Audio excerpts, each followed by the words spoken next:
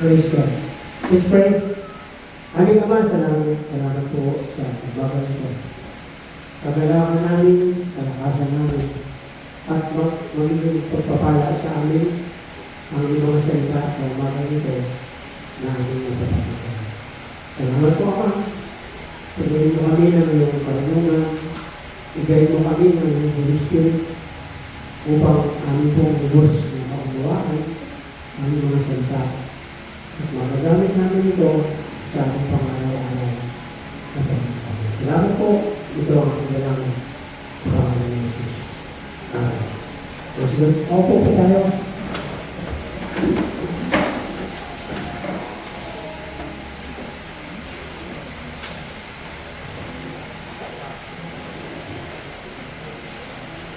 Magandang umaga.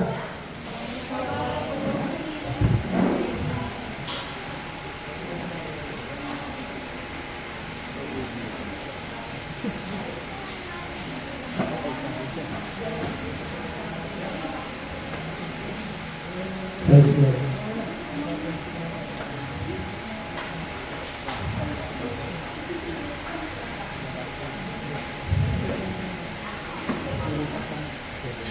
Kamusta po ang ating mga buhay-buhay? Praise God. Pag sabi na sa katabi mo, okay ka na? Praise God.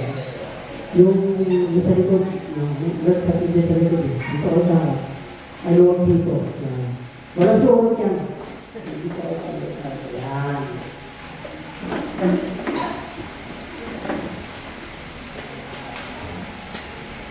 Praise God. Nung naalala ko dito pa si Pastor Rolly, pag may mga activities po tayo sa church, balo po namin nagsasabi ng barya. Praise God.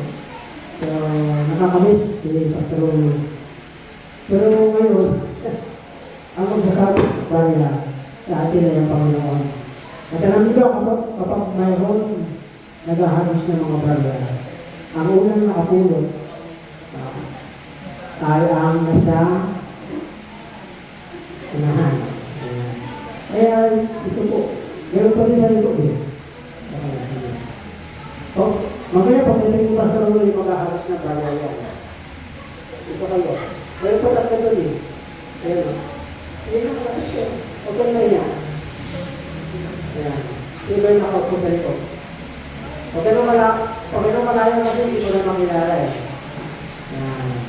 Dito. Ayan.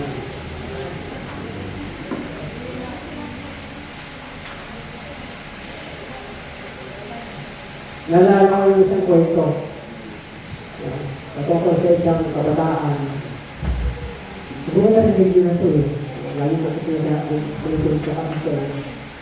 Praise God. Yung mga nasahulihan, hindi namin yung walang blessing. Walang pagkabahan. Sabi ng tatay sa kanyang anak, anak, bago ako mamatay, eh alam mo naman, ikaw ang magmamana. Bibigyan ko sa iyo, iwan ko sa iyo ang lahat ng legacy. Ipamamana ko sa iyo ng mga legacy na natin pinag-iwanan. Eh, tuwa-tuwa yung bata. At pagkatapos nila mag-usap, mga ilang araw lang, yung kanyang tatay ay pumanaw na. Pero bago pumanaw, sabi ng tatay, yung tulungan ng ating mga baka, pero saan po baka dyan? Kapag nahawakan mo yung buntot ng baka, totoo nga, ito ang magmamana ng lahat ng ating kalagayan. Isa lang sa 10. Sabi ng anak, pa, dali lang pala eh. Simple lang pala. So, mayroong oras at araw na bigay ka ng bata. Nung dumating, pumunta na sa kanya yung mga utusan, yung mga servant na sa kanyang tirahan. Mayaman sila eh. At panahon na ng pagtutuos. Pagtutuos eh. Para ko napakahirap na yung magawa.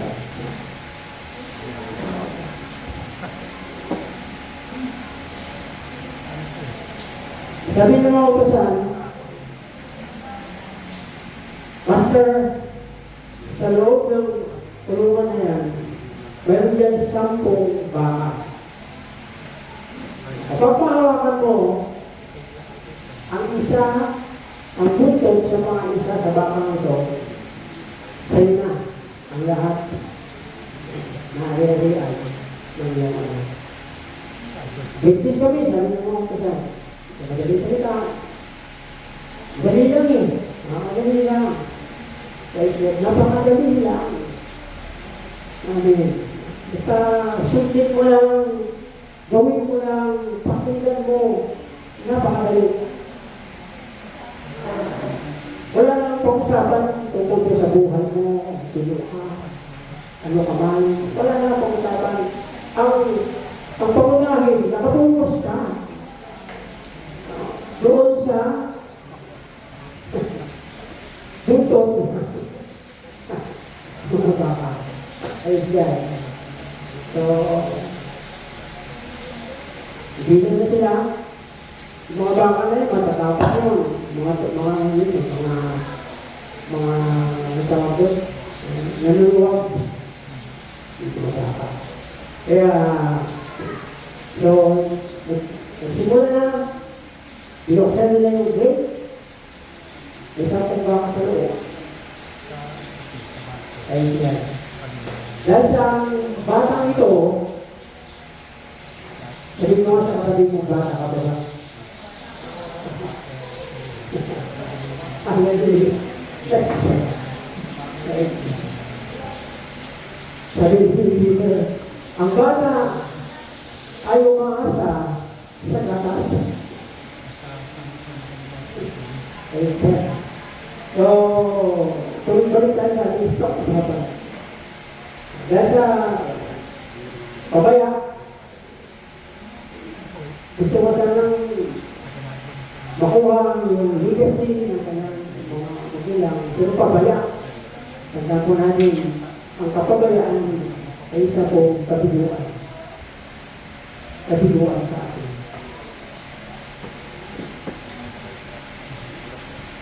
Pabaya, ito ba lang ito, hindi naman ayan lumabas ang isang bata.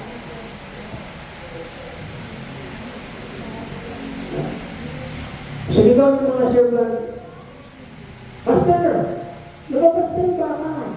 Lumabas yung isa. Kaya sa madaling sabi, hindi niya nahawakan yung buntot ng baka.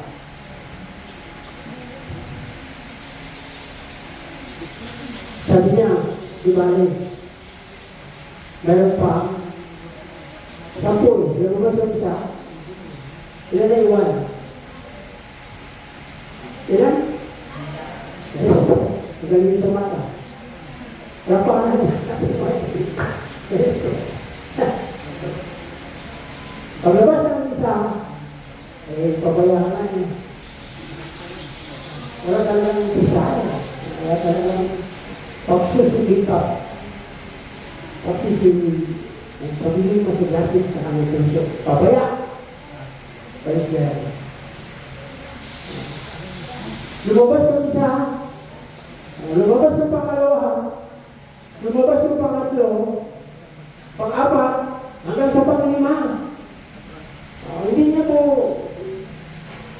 nahawakan yung kanyang pinaliwala niya lang yung mga oportunidad, pagkakataon na ibinigay sa kanya.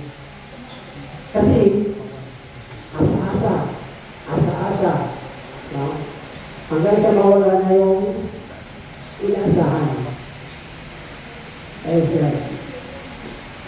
Sabi niya, di ba, meron pa naman 5. Pinitayin niya talaga. Doon sa pinto. Habang natin sa pinto, mainit. Nung mainit, iniwanan niya sa kanya. Pagbalik niya, nakalabas na yung panganin. Hindi nyo man nahawakan. Ilan na rin naiwan? 10 minus 6 equals malakas. Nagagaling mo talaga sa mathematics, ano? Hindi talaga matawaran yung kanina natin.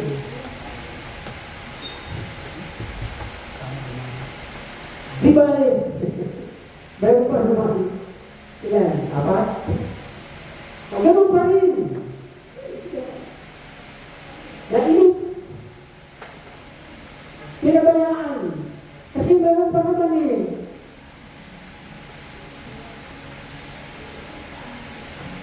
Nakalabas. Uli ang isang baka pang 7.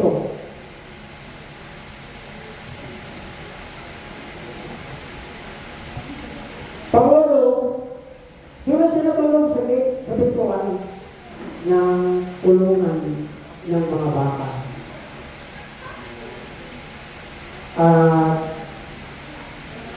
Ganit, pinantok. Ano nangyari? Nakatulog. Nakatulog.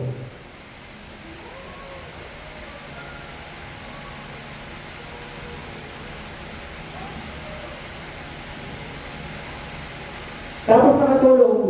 Ilan na lang? 2. Kaya siya. Pag-isip niya, wala na yung 8. Bali, meron ka lang ang 2. Tapos, sabi niya, hindi na talaga tutulog. Para hindi makatulog, ginawa niya yung cellphone. Cellphone. Ginisin niya yung cellphone.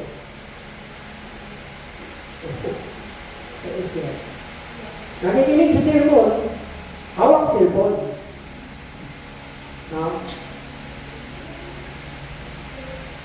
Sa linggo, sister ko yung ating preacher. Nandun ako, ng lahat ng mga cellphone, pupus ka ko yan. Kaya para wala kayong alilangan na hindi mawala yung mga cellphone. Lagay niyo sa bag, ako ang bubuksan. Para hindi maagaw ang ating attention. Sa cellphone, nag-email. Diba? Mobile Legend. Wala nang nag-email, ano? Butas. Hindi ko alam kung ano ng mga kabataan eh.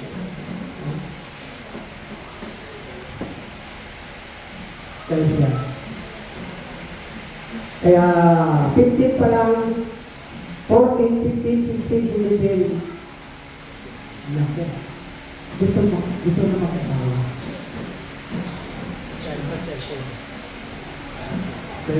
Meron kami isang libro sa Atenas. Yung bata ay 13. 13 pa na siya.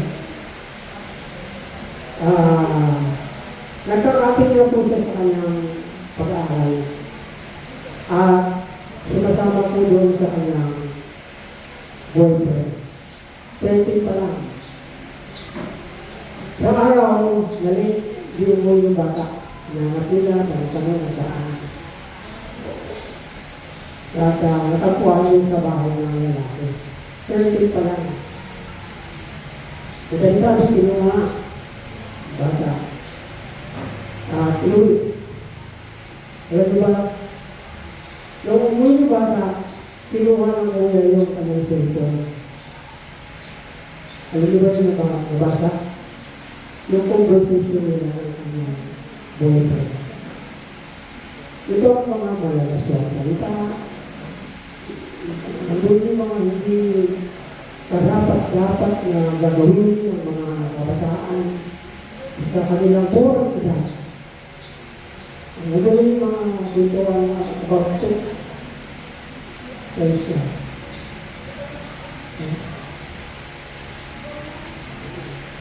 So, ang cellphone ay hindi masama. Pero kung hindi tayo marunong gumamit, yun yung magdadala sa atin sa kapahamakan. Katulad nitong ating kwento. Ilan na ngayon, balik tayo. Dalawa. Lumabas ang isa, alasin, cellphone siya ng cellphone. Hanggang sa lumabas ang pangsyam, hindi na pa rin hawakan yung butot. Sabi niya, di ba? Meron pa isa. Antayin pa natin? Antayin pa natin yung isa? Praise God. Pinantayan niya mabuti.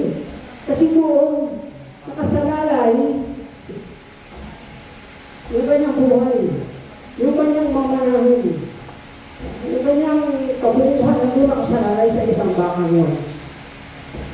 Sabi niya, kahit anong nangyari, hindi na talaga kukunak. Dapat, bago lumabas, ang naiwang isang baka sa kanyang tulungan, maahawakan ko na yun kanyang buto. Maya-maya, nakita niya yung baka lumalakad palabas. Kita niyo pa kasi sirado ito eh. Tapos ito bumas. Nakita niyo yung baka lumalakad palabas. Sabi niya, ito na. Ito na. Isla. Lumabas ang ulo ng baka sa kulungan. Ano kasunod sa ulo? Katawan. Kaya siya, dandahan yung lumabas ng baka. Kaya siya. Tapos katawan. Ano kasunod? Kaya siya. Hallelujah. Nung lumabas ang kabuuan ng baka, bigla niyang tinangka ang buto ng baka. Nahawakan niyo ba? Nagalaking problema. Ang panguling baka na lumabas, putol ang buto.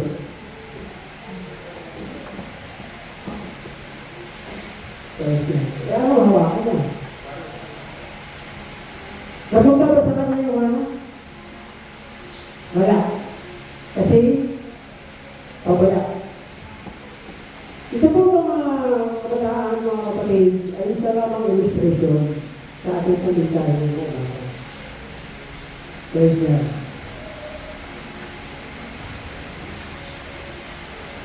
Na dapat pahalagahan natin ang salita ng Diyos. Kasi, yun ang ating totoo hindi kasi o mamanahin sa ating Panginoon. Ano po? Ngayong mga dadalhin ko po yung isipan sa kahalagahan ng salita ng Diyos sa ating buhay. Sabi dito,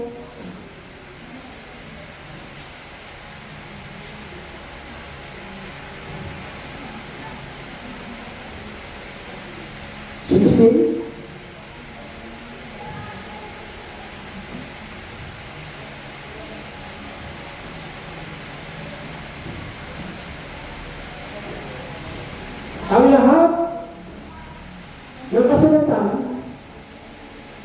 ay pinasihan ng Diyos.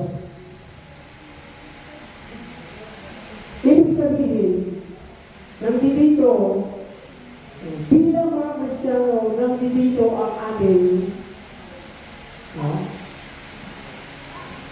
kailangan.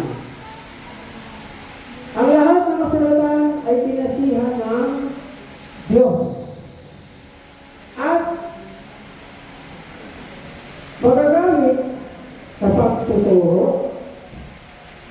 Una-una turuan natin ang ating sarili na galing sa salita ng Diyos. Yung po yung pinakamadalas. Kung gusto mong matuto, gusto mong makuha ang iyong inaasal sa buhay, kailangan mo ang salita ng Panginoon. Kasi nandoon ang kanyang kapangyarihan. Sabi ko ng ating tema ngayong umaga, kasana, binigyan ko na ngayon.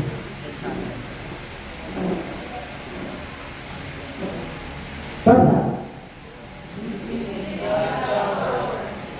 Diba? Ano daw? Diba?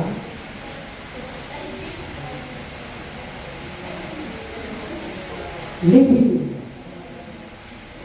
Mamumuhay tayo sa kapangyarihan ng Diyos sa pamamagitan ng kanyang salita. Sabi dito, ang lahat ng kasulatan ay pinasihan ng Diyos at magagamit natin sa ating pagtuturo.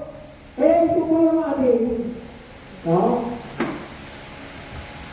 vision. Ano yung ating vision? Kalimutan na. Ganun yan ang makalimot. Ano yung ating vision, mga kabataan? Okay. Vision. Ito yung vision yung binabanggit ng vision. Ayan. Dapat tayo ma-equip. Kasi kung hindi tayo nagpapaturo sa salita ng Diyos, marahil tatawagin ng mga ngaral, tatawagin ng pastor, pero hindi talaga galing sa salita ng Diyos ang iyong ibibigay. Kaya mahalaga ang salita ng Diyos. Isa panahon natin ngayon, sobrang nagino na ng tao. Praise God. Gusto mo gumawa ng sermon? Gusto mo gumawa ng teaching? Punta ka sa social media o prito. Pero alam niyo ba mga kapatid, ang pinaka-the best, yung pinaka pangunahin, una-una ay ang salita ng Diyos. Para ito ang ating gamitin sa ating pagtuturo. Una ito ang ating sarili mo. Praise God. Hindi mo na kailangan mag-pastor kayo para ikaw ay magiging pagtuturo. Kristiyano na tayo. Amen? Sabi mo sa atin mo, Kristiyano ka na. Praise God. Alam mo ba kung bakit sinabi ito ng Pablo kay Timothy? Sino ba si Timothy? Sino ba si Timoteo? Siya isang kabataan sa church. Siya po yung assistant pastor ni Apostol Paul. Siya yung nagdadala ng mga tulong. Siya yung nag-deliver. Messenger. Pag sinabi ni Pablo, punta ka doon. Pupunta siya. Ito yung gagawin mo. Gagawin niya. Praise God. Huwag ka nang hintayin.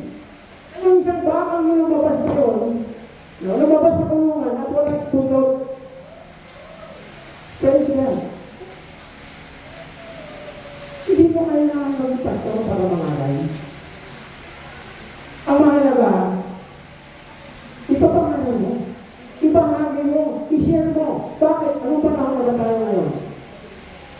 Ano sabi sa verse 1?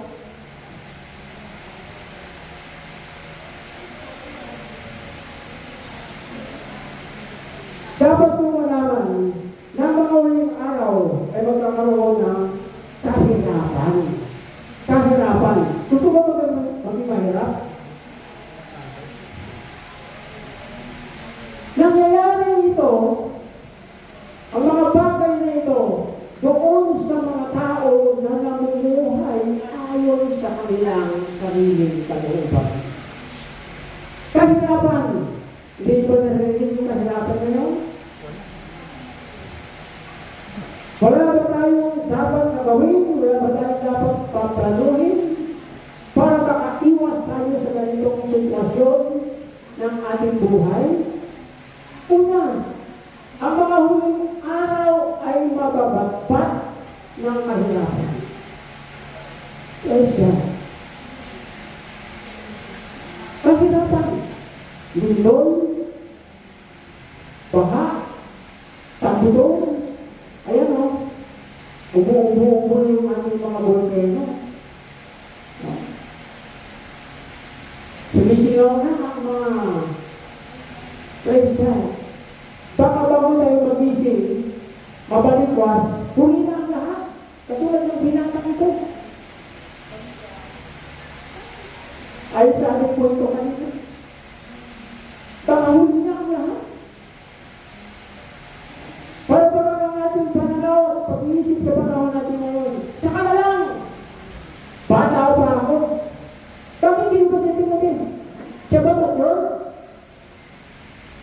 Alam niyo sa panahon natin ngayon pa yung mga kabataan ang pinakamalakas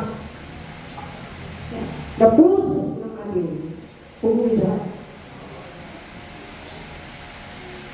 Kung sana natin hintayin na gumalo o gumawa sa buhay natin yung kahirapan na ito.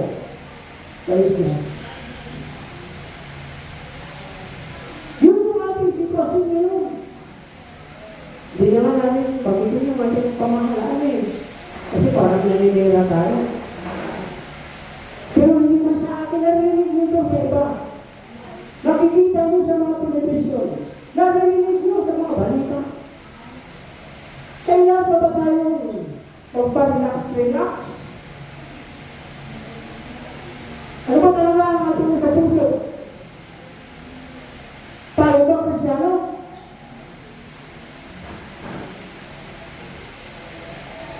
Praise God. Mababagbag ng kahirapan. Mapupuno ng kahirapan. Parang tao, ito sabi. Ang mga tao nagiging wala nang iniisip, puro sarili. Baka sarili. Wala na pag-ibig, wala na pagmamalasakit. Wala na yung rawang gawa. Baka sarili ang tao ngayon. Gusto nila laging parangalan ng kanilang sarili. Praise God. Sakit. Hindi ako sabi mo na. Ano yung sakit? Bakit parang hindi kaya nagkakaroon ng satisfaction sa buhay ko? Gusto ko na. Wala kayo dyan akin ito. Paano naman ako? Pag ako gumanon yan, gugutomin ako. Mamamatay kami sa gutom. Kailangan tunahin ko muna yung aking sarili. Si Jesus pa gano'n? Inunan niya ba yung kanyang sarili? Binigay niya nga eh. Parang sino ang sumunod sa pampalataya ay hindi mapahamak tapos magkaroon ng buhay na walang hanggan. Sa akin, makasarili ang tao ngayon. Ito po yung mga pag-uugali ng mga unbeliever sa panahon natin ngayon. At gitna ng ating komunidad, nabubuhay tayo sa ganitong klase ng pamumuhay. Ibang panahon nila, hindi tayo marunong magpasakama. Hindi tayo marunong tumingin na sa langit. Praise God. Mabuti pa manok, hindi na tumingin na sa langit. Amen? Nakakita na ba kayo ng manok na laging tumitingin na sa langit? Paano ba uminom ng manok? Praise God. Praise the Lord. Tubig pa lang yan, ha? May tayo, may Jollibee na, may McDo na, may...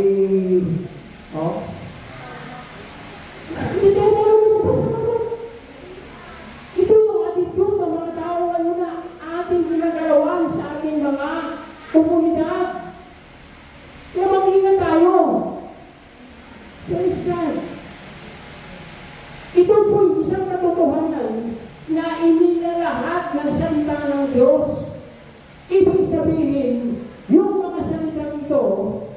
ay kumikilos na. Ito na, nandito na tayo sa kapanahunan na kung saan nagaganap, mangyayari ang salita ng ating Panginoon. Sasabihin pa ba natin, next year na lang, after 2 years, Pastor, after 3 years, after 5 years, hanggang sa after 10 years, lumabas na lahat ng baka, ang pang-10, wala na buto. Wala ka na. Amen? Sabi ko, hindi mo kailangan magiging pastor eh. Para ikaw ay makapag-share. Para ikaw ay makapagbabahagi. Praise God. Madala mo ang gospel. Madala mo ang kaligtasan. Maipakita mo, maipakilala mo sa iyong kapwa na mayroong Diyos. Nariyan ang salita ng Panginoon na kinasihan ng Diyos. It means, nandoon ang kanyang power.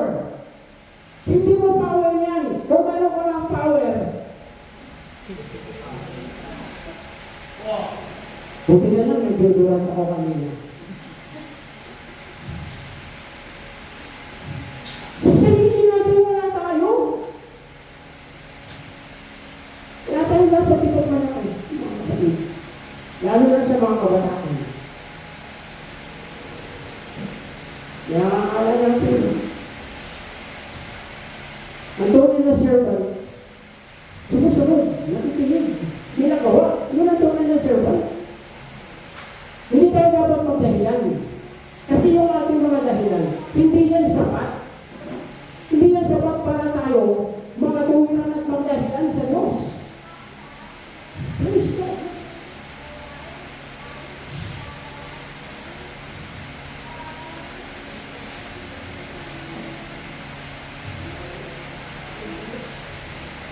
Agawin natin sila. Mahabag tayo sa kanila. Amen? Kaya dapat ikot. May ikot ka muna. Praise God. Paano ka ba magiging servant ng Panginoon?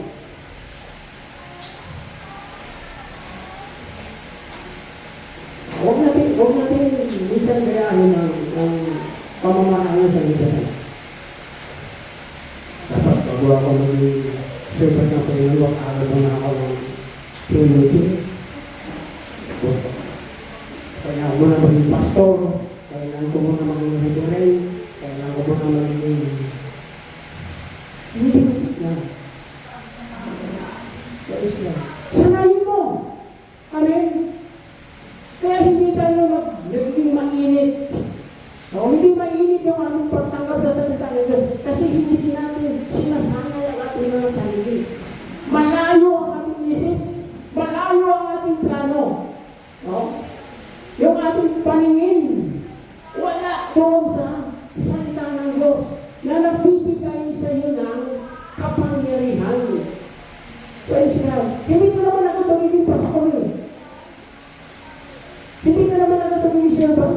Hindi na natin pag-usapan yung pastor eh. Kasi mananawagan ako sa inyo ngayon. Sino ba sa inyo gusto mong pastor? Walang tataas ang kamay sa inyo. Ano yung kapangyarihan? Sa kanapastor. Nakalabas yung 5. May 5 pa. Ang dami-dami natin katuwiran. Ang dami-dami natin rason. Hanggang sa panahon na tayo maghahabol. Habol. Yun ba ang gusto ng Diyos? Yun ba yung kapangyarihan na tinanggap natin sa salita ng Panginoon? Yes, God. Yung mga nangahabol at nagpapahabol, hindi maghahabolan na lang kayo. Hindi naman ang plano ng Diyos eh. Praise God. Kalimutan natin yung ating gawain sa Panginoon para sa isang bagay na napakahalaga para sa iyo. Nagsisirmong ba ako?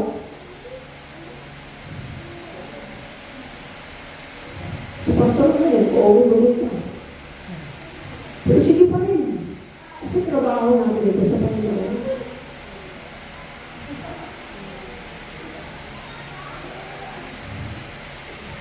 Nandito tayo ngayon sa isang panahon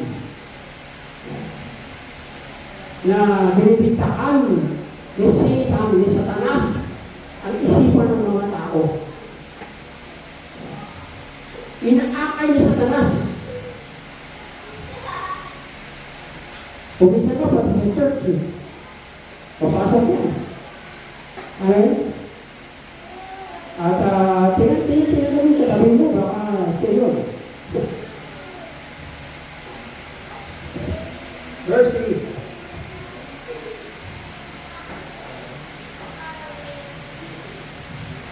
Sila ay magiging malupit. Walang kapal. Ano ba?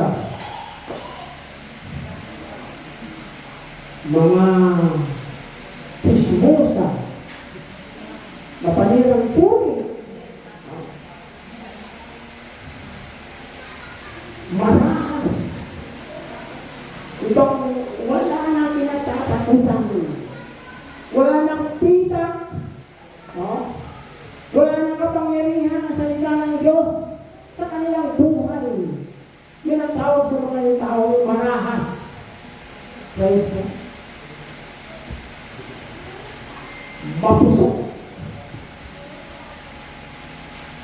Parang hindi ko na kayo narinig sa mga nanay ito.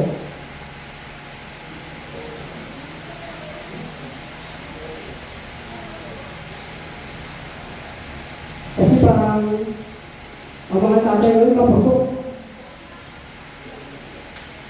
Parang hindi na natin nakakawaan malalim ang ibig sabihin sa salitang mapusok. Yung bang gusto, kapag gusto niya, walang makakapigil. Amen? Mapusok yun. Walang makakapigil sa akin. Lagi nag-uuna. Yun ang mapusok. Isa naman ito sa mga salita, mga katulad ni Apostol Pablo, na pinibigyan ko ng dilim. Kasi nandito tayo ngayon sa isang mundo, sa isang continent, na ganito ang uri ng pamumuhay ng mga tao. Praise God. Oh. Para ba, ayaw natin magbago, ayaw natin sumunod, ayaw natin makinig. Mapusok.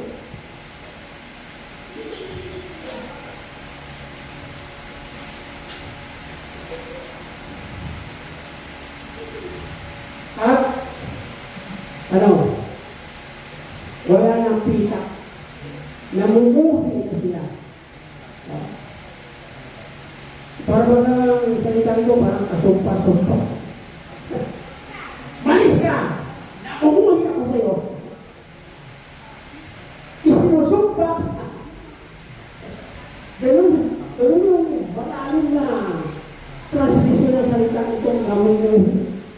Saan sila namumuhi? Ha? Saan sila namumuhi?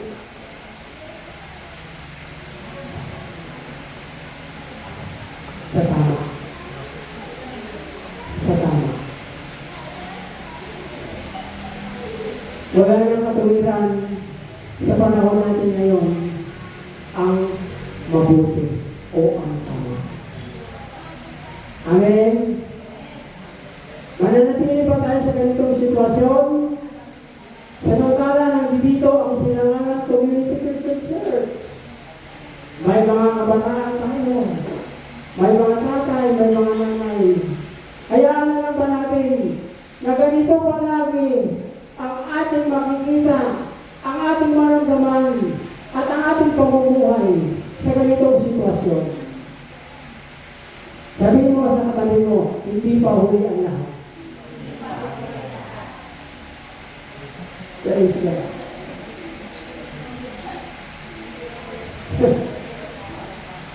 Huwag mo akin, baka nagpasan siya. Kasi baka bang sampo, ito lang punto. Mawawalan ka. Sa isang ating mga kabataan. Sa isang napakagaan na trabaho at mga gagawin mo sa buhay mo. Maraming mga tao ang maliligtas. Praise God. Hindi ka pastor, okay. Pero ikaw ay Kristiyano. Amen? Yabang ikaw ay Kristiyano, dapat ganito ang ating pananaw. Ganito yung ating pag-iisip. Si Timothy, hindi pastor yun. Hindi pa siya pastor ng mga panahon yun. Pero hinubog siya ni Pablo. Tinuruan siya ni Pablo. Karabihan sa amin dito, hindi natin alam ang ating mission at vision sa church.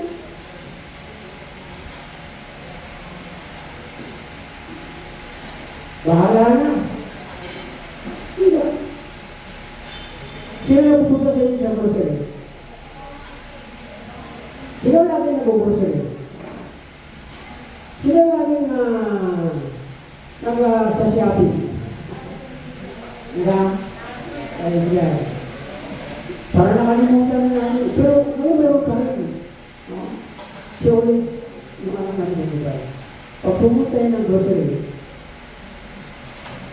Italiano yan. Praise God. Kaya, galing sa bahay, pumunta siya ng grocery, pagbalik niya, lahat ng pangangailangan niya, kumplito. Amen? Nagagawin yung direction niya. Sulat. Subukan niyo, parang 1,000,000 na pera. Punta kayong grocery. Hindi nyo papanuhin yung inyong mga bibili. Sige.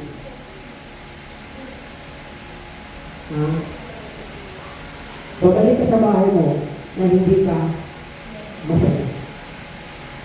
Una. Amen? At malabang yung mga mahalagang bagay na pangangailangan natin sa araw-araw, yun ang hindi natin mabibili. Praise God. Sa panahon natin ngayon, ang salita ng Diyos sa panahon natin ngayon ay libre. Libre. Amen. Amen. Bakit inayaw natin ang libre? Na siyang pinaka-priority pangunahin at mahalaga sa ating mga buhay. Praise God. Hallelujah. Kasi introduction para tayo. Verse 4. Ano sabi? Sila'y magiging? Ano sabi yung Bible mo? Ay, may sabi nyo na. Magiging? Ano ba yung taksil? Ano ba yung sabi ng taksil? Yan. Praise God. Hindi marunong tumupad. Hindi marunong tumupad sa kanyang pangako.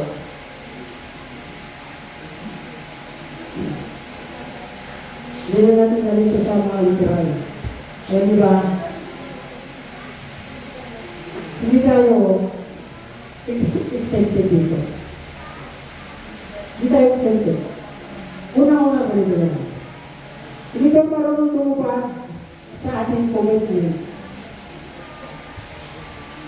sa Diyos.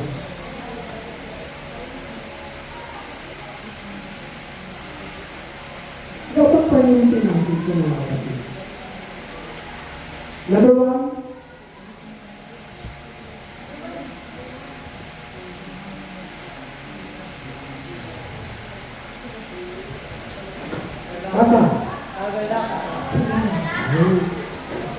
hindi natin matakbuhan sa mundo ang tunay na kagalakan. Kapag natupad natin ang ating komunidad sa Diyos, ang may dudulot dito sa ating buhay ay kagalakan. Subukan mo bituin ang Diyos sa buhay mo. Ano yung inyong maramdaman? Isang linggo wala mababusin ka eh. Yung parang naman, ang laki-laki na lang nawala sa buhay mo. Isang linggo lang na hindi ka makarinig, hindi ka magbabasa, hindi ka mag-aaral ng salita ng Diyos. Ang laki-laki na kawalan sa buhay mo. Nawawalan ka ng kagalakan. Na parang naman, pagod na pagod ka na. Suyang-suya ka na sa lahat ng bagay dito sa bundok ito. Parang naman, no? Parang ano ka na. Tumiro. Ang hindi natin alam, yung source ng ating kagalakan ay ang ating Panginoon. Praise God. Ano ba yung kagalakan na ibigay sa ating ng mundo? Nasalimutan, gusto niya palagi maraming pera. Kung sinutuhan natin niya, pera. Pero ang tunay na kagalakan ay nasa Panginoon. Di ba sabi ng Psalms?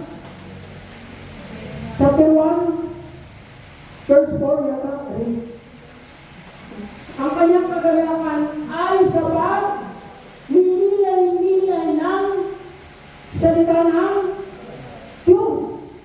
Ang kanyang kahalimulad ay isang puno na nakatanim sa tabi ng mga bagis. Bukal. Praise God, ang isang puno na nakatanim sa tabi ng mga bukal. Lagi sariwa ang dahon at namumunga sa kapanahunan. Psalms chapter 1. Ano na naman eh. Parang hanggang verse 3 na. Verse 6. Yung siya. Basahin nyo. Kagalakan. Ang kagalakan ng mga Kristiyano ay nanggagaling sa salita ng Diyos. Kung totoo ikaw isang Kristiyano, praise God, huwag ka na maghanap ng mga ibang opsyon. O yung alternatibo. Praise God. Ang Diyos ba natin ay kulang? O tayo yung mga kulang-kulang? Praise God. Hindi ko gagawin ng Panginoon na tayo ay magiging miserable ang buhay. Ang nais ng Diyos na magkaroon ka ng kagalakan. Praise God.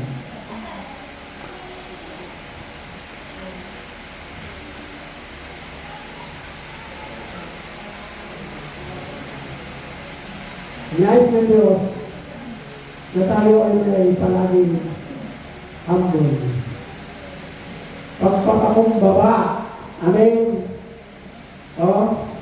Verse 4, sila magiging taksil. Ano pa? Mapagyayabang.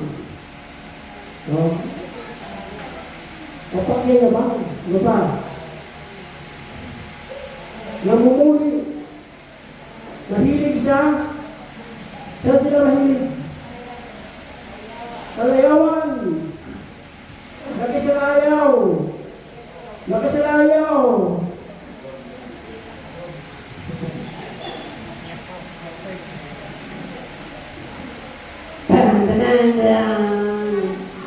Mayroon ba kayo?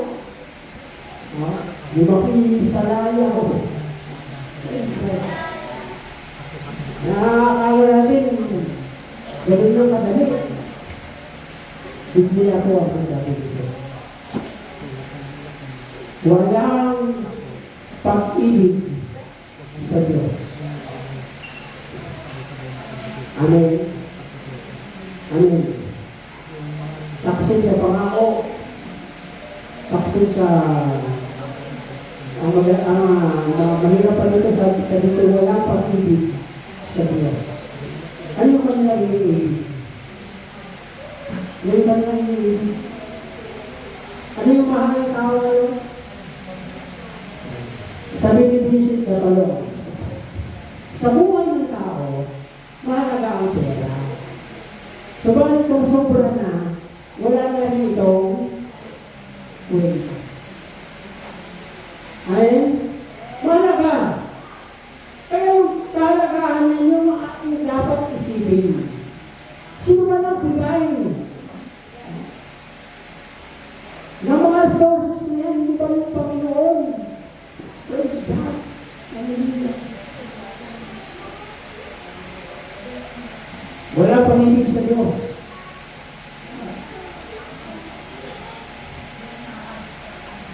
Para bang sinabi nito ni Apostol Pablo, wala sa kanila ang Holy Spirit. Amen? Amen. Galatians chapter 5 verse 22, the fruit of the Spirit is ano? Love. Hallelujah. Yun yung ating pinaka-first love. Sabi na siya, our first love never die. Praise the Lord.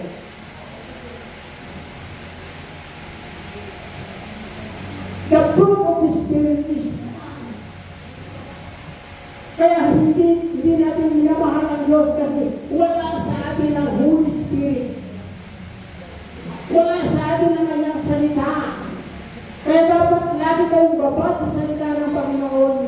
At kapag babad tayo sa salita ng Diyos, ibababa niya sa ating buhay ang Holy Spirit. Kakasihan tayo. Sabi ng ating talata na binasa, all Scripture, lahat ng kasulatan, praise God, inspire,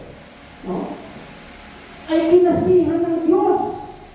Praise God. Gusto mo ba magkaroon ng inspiration sa buhay?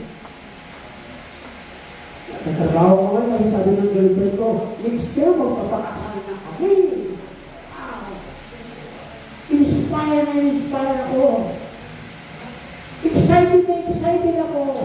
Hallelujah. Kukunin namin yung mga mayayaman. Doon kami sa isang lugar, napakagandang garden. Doon kami mag-house ng aming kasakan. Pagkatapos ng 2 buwan, hiwalay. Tapos, walang inspire. Gusto mo ba mag-inspire parami? Praise God. Yung tao na puposes, ano yung kanyang pag-uukali? Di ba, nabasa niyo sa Bible? Yung sinabihan ng Holy Spirit. Nangingisan, bumbulan ng tubig. Lagi lumulubad sa tubig. Lagi pupunta sa hapon. Yan mga taong sinabihan. Hindi nila alam, hindi nila mapipigilan yung kanilang sarili. Praise God. But Spirit yun. Amen. How much more na? Tanungin mo lang sa sarili mo, how much more na ako? Nang sumapit sa akin, yung aking inspiration ay ang Holy Spirit. Praise God.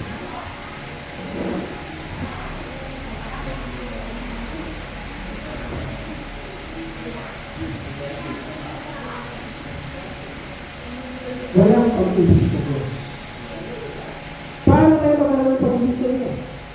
Dapat nasa sa atin ang kanyang salita. Nasa sa atin ang kanyang mga pangako. Ano yung pangako ng Panginoon? Acts chapter 1. Huwag mo na kayo umalis sa Jerusalem, ha? Diyan mo na kayo. Antayin ninyo ang pagbaba sa inyo ng Holy Spirit. Praise God. Kaya doon sila sa ibabaw ng Capernaum. Nag-worship, nag-pray, fasting. Tingnan niyo pagdating sa verse 2. Si Pedro na dating takot.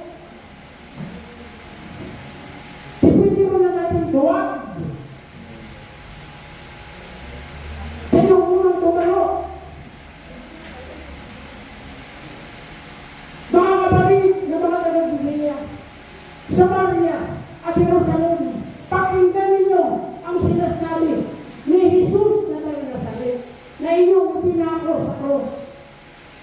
Pinasihan si Pedro na Holy Spirit. Na-inspire si Peter. Praise God. Nagkaroon siya, pinamong siya ang kanyang buhay. Hanggat wala sa atin ng Espiritu Santo, hindi tayo ma-inspire. Hindi tayo mahimok na mangaral, mag-share ng kanyang mga salita. Sabi ko sa inyo dati, bili-bili. Kung minsan-minsan kami kumakan dito ng libre. Sa likod, maraming sangko. Sa likod, maraming salulot. Sa likod, maraming malungkay. Hindi yan pinibili, libre. Pero hindi naman po niya araw-araw kangkong. Araw-araw sa luyot. Baka yung aming mga dugo ko, dumulas na. Hindi naman po niya araw-araw malunggay. Baka kulay pinti na yung aming.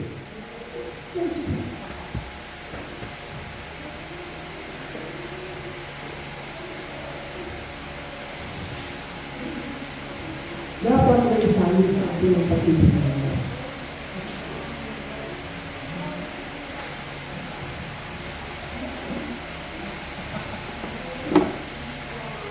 Dalawang mukha.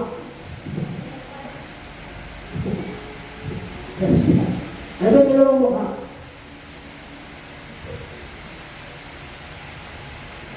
Kamukha mo?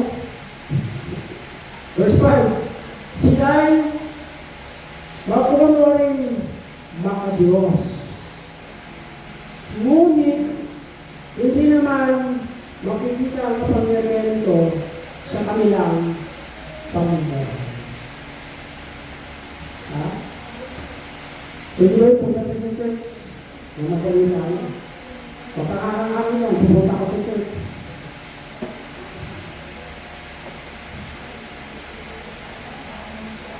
Nagmamadali ako.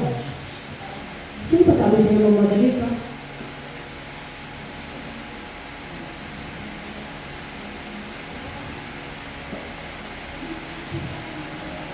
Kaya minsan nakakagawa tayo ng hindi tama dahil sa hindi matataka natin pag-desisyon sa mga. Kailangan mo yung tamang desisyon. Mag-desisyon ka. Bilang Kristiyano. Mamaya, pag naging naman, basahin mo ka. At matatauhan ka. Sabi mo sa katabi mo, sana matauhan ka. Hindi ka matauhan.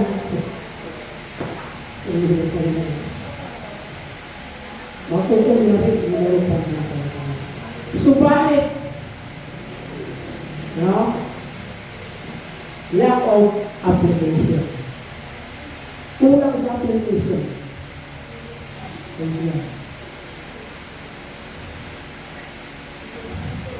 Bumili ng lotion. Tapos, hindi mo ginamit ng lotion. Nilagay mo lang doon. Hindi mo ina-apply. Ano ba nangyayari? Ha?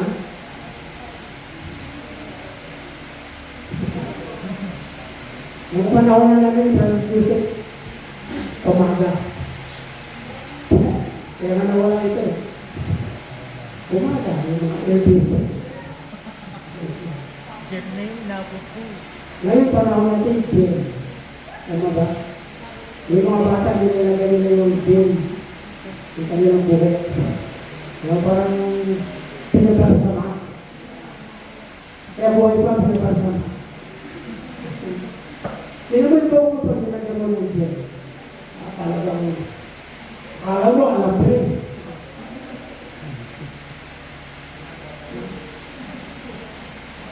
Dapat ina-apply natin. Amen. Huwag ka mag-alala. Huwag ka mangamba. Huwag ka matakot. Nagamitin ka lang ng Panginoon. Amen. Nagamitin ka ng Panginoon. Ngayon na. Pabanding pa tayo. Ipapinupin mo pa. Ngayon na. Sabi mo nga kanina, hindi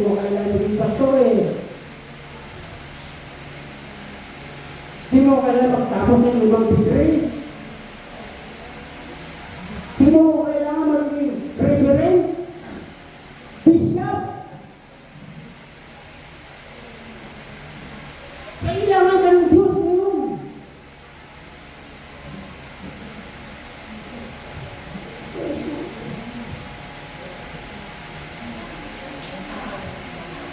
Magiging mga totohanan.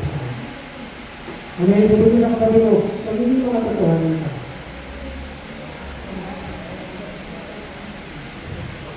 Ikaw na lalaki, lalaki ka.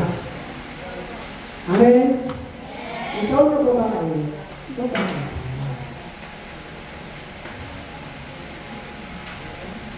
Pag may mga dalaga dyan sa likod, ang paksik eh. Hoy! Bawal yan! Ganyan. Pero pag lalaki, doon,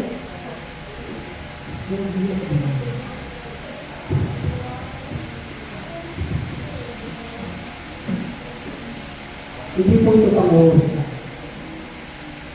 Ibibigay ko lang po yung tama na pag-unawa sa salita ng Diyos. Ano ba? Number 2. Una, kadalakan. Number 3. Number 2 is anhan. Kaya nga po, sabi ko din sa mga bata ngayon, nagtatrabaho sila sa gabi. Lagi yung katawiran, Pastor! Hindi kami makasakba bukas kasi puyat kami. Tulog ng tulog. Puyat. Kain ng kain. Puyat.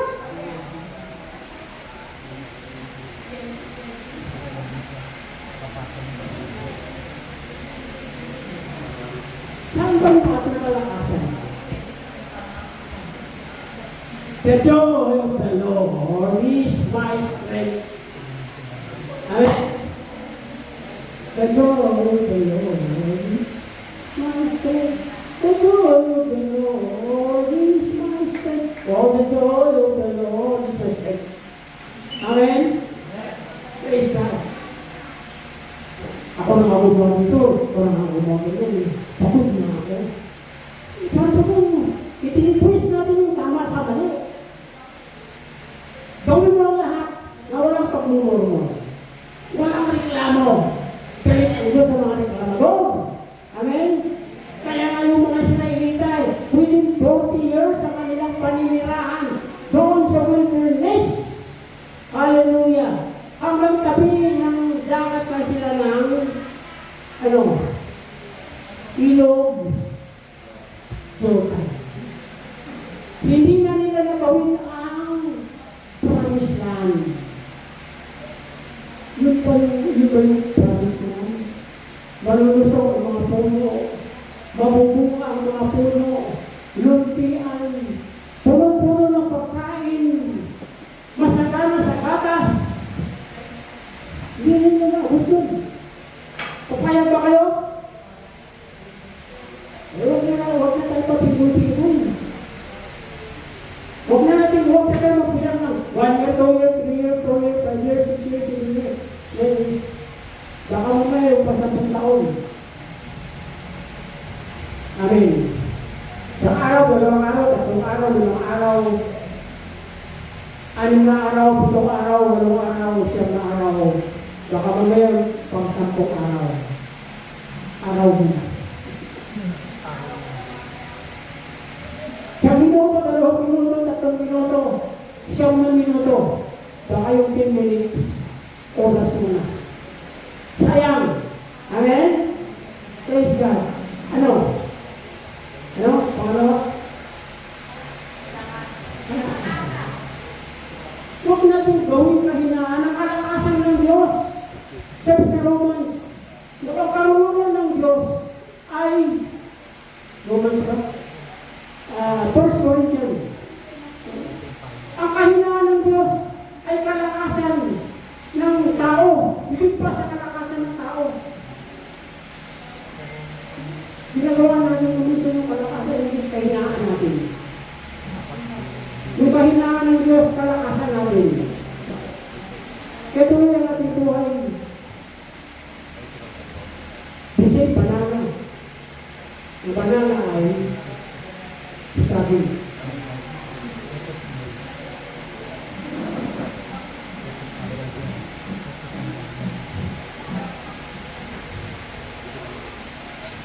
Ayun, verse 6. Haba ito, magtatapos na tayo. May ilan sa kanila, nagagamit ng paninilang upang makapasok sa bahay ng mga babae, walang pagpipigil sa sarili. Ang mga babae yun, alipin ng kanilang kasalanan at sarili-sarili pagnanasa. Lahat ng gusto nilang matutunan ng mga babae ito, ngunit kailanman hindi nakakaunawa. Ibig sabihin ng babae, church, tayo yung babae, ikakasal sa ating Panginoon. Kaya kung hindi mo matutunan ng maigi ang salita ng Diyos, madadaya ka. Titingin kami sa mga makagaling na pastor. Okay yun, walang problema. Praise God. Pero ikaw ay babae. Ang church ay babae. Tayo ay babae. Napagbaba ng ating Panginoon, tayo ikakasal. Makipag-isang dibdib sa ating Panginoon. Kaya ikaw na isang church, ikaw na isang Kristiyano, dapat matutunan mo ang tunay, ang matuwid na pagkakaunawa sa salita ng Panginoon. Hindi ba namunti tayo? Huwag kayo mag-alala. Praise God. Worry kayo na kunti tayo? Ako hindi.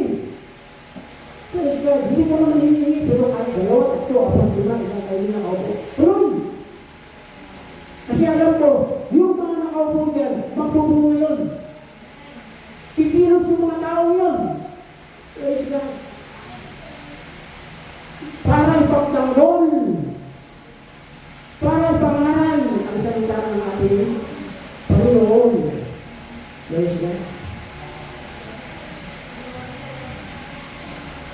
Verse 16. Ano yung una?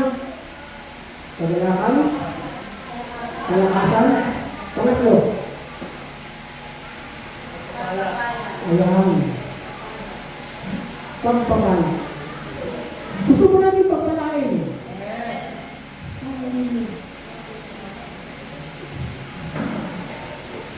Ang pagpapala, tandaan po natin. Isasalita ng ating Panginoon. Sinabi yung ating verse na 15, 16 to 17.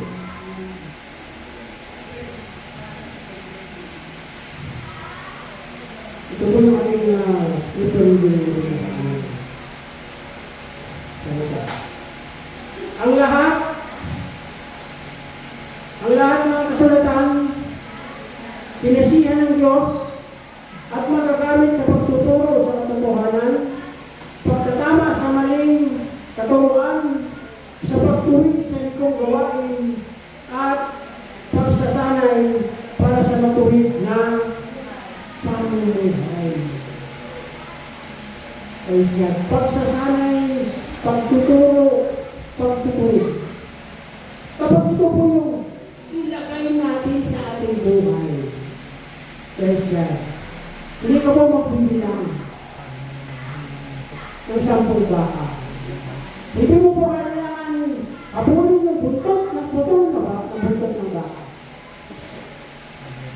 Kapag sinanay natin ang ating sarili sa salita ng Diyos, kapag tinuruan natin ang ating sarili, matutuwid yung ating pag-iisip at ang katuwiran na pamumuhay, siya yung magdadala sa atin sa isang tumpak at mabiyaya, masaganang pamumuhay. Amen. Siyempre, upang ang lingkod ng Diyos ay magiging karapat-dapat at handa sa lahat ng mabuting gawain. Praise God. Ayaw mo kung patawag ng pastor, ikaw ay servant. Ang blessing, ang kasaganaan, ang pagbabala, kapag ikaw ay nagiging servant. Servant ng ating Panginoon. Panginoon ng mga Panginoon. Hari ng mga hari. Siya yung mayaman sa lahat ng kayamanan dito sa mundo. nang gagaling sa Kanya. Praise God. Kaya kung ikaw ay servant ng Panginoon, para ka nagtatrabaho sa isang kaharian. Kaharian na nagdudulog sa ating Panginoon. Praise God.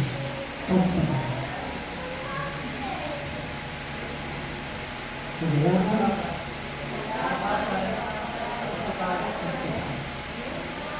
Lahat yan, pinasihan niya ng Diyos. Pinasihan ng Panginoon yan. Kasi lahat ng kasulatan ay pinasihan ng Diyos para magamit sa pagtutuloy. Para ikaw ay kanyang pagpapalala. Kaya mo lang ngayon, huwag natin ikaw. Amen. Amen. Lagi natin ito malawin. Praise God. Diyan kami nagsasama sa silangan ng community sa church. Si Pastor Bigot, yung aming pastor. Praise God.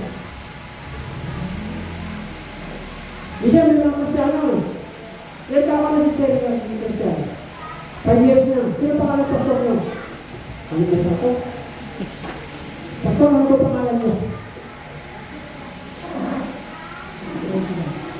Huwag natin ikahiya yung paglilingkod ng Diyos. Kasi kapag ating hinahayag na tayo ay lingkod ng Diyos, pagpapalaan tayo ng ating pangalakan, pangaasan, lalim ito sa ating pangalakan. Gawin mo ngayon. At ang epekto niya, implementation niya ay makikita sa buhay niya. Makikita sa buhay niya. Tatlo ito, dapat natin ipamunuhan niya. O i-apply sa buhay natin sa loob ng linggong ito. Baka pangyarihan ang salita ng Diyos. At kung nasa sayo ang salita ng Diyos, ikaw ay isang Kristiyano makapangyarihan. Amen? Ikaw ay isang Kristiyano makapangyarihan. Dahil ang iyong pinaglilingkuran ay ang hari ng mga hari. Panginoon ng mga Panginoon, walang iba kundi ang ating Diyos. At si Kristo Jesus na ating Panginoon. Libutan na naman. Hallelujah, Panginoon, salamat po sa bagay ito. Sinsa na po kung mahaba yung aming pagsasalita, but Lord, alam mo po na hindi po ito masasalangan. Panginoon, totoo nga po na ito na po yung panahon na dapat kami mag-ising. Sabi po niyo sa chapter 14, verse 17, Panginoon ng Roma, na dapat kami mag-ising sa aming pagkakatulong. Ang pagliligtas ay mas malapit ngayon kaysa noon. Magsisimulan na. Praise God. Tulungan mo kami, Panginoon. Samahan mo kami. Ilagay niyo po sa aming mga puso, sa aming isip, sa aming kabuuan. Mga salitang ito. Upang pagkaroon kami ng kalakasan na magpapatuloy na itaguyod at ipakilala ka, Panginoon, sa sarili ng ito. Punuin mo kami palagi ng iyong Panginoon. Puspusin mo kami ng iyong Holy Spirit. Bigyan mo kami palagi ng kauhawa sa iyong mga salita upang magawa namin ito, Panginoon. Mag-apply namin ito sa aming buhay. Salamat po ang purihin natin. Ito po ang kinalaman sa Panginoon Jesus. At naman ang Diyos magsabi na, salamat po natin ang Panginoon.